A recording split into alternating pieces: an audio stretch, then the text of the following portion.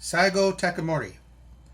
By far, the most influential character of the period was Saigo Takamori.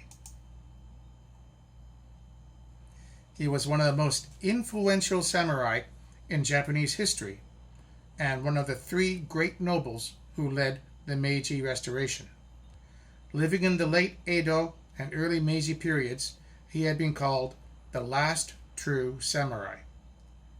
Saigo Takamori led the Satsuma forces and commanded the Imperial forces during the Boshin War, when Shogun Tokugawa Yoshinobu resigned.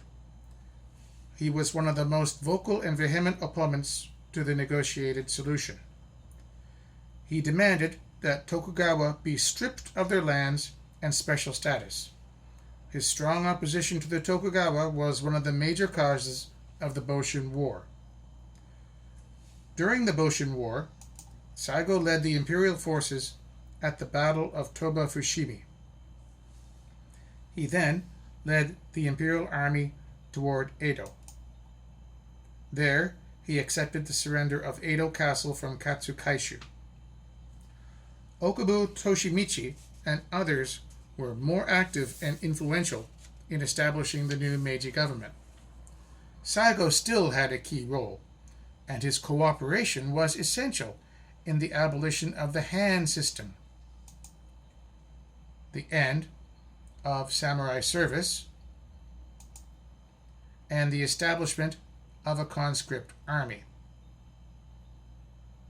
He was in charge of the caretaker Japanese government during the absence of the Iwakura mission of 1871 to 73. Saigo disagreed with the modernization of Japan and the opening of commerce with the West at the beginning. He opposed the construction of a railway network, insisting that the money should be spent on military modernization instead. Saigo very strongly insisted that Japan should go to war with Korea in a debate in 1873. Korea refused to recognize the legitimacy of the Emperor Meiji as head of state of the Empire of Japan. The Japanese envoys sent to Korea to establish trade and diplomatic relations were felt to have been insulted by poor treatment.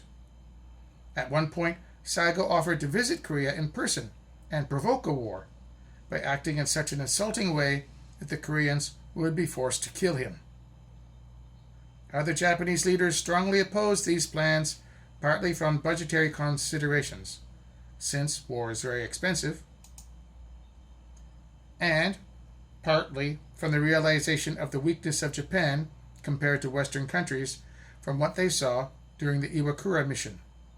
Saigo didn't understand this because he didn't go on that trip. Saigo then resigned from all of his government positions in protest and returned to Kagoshima.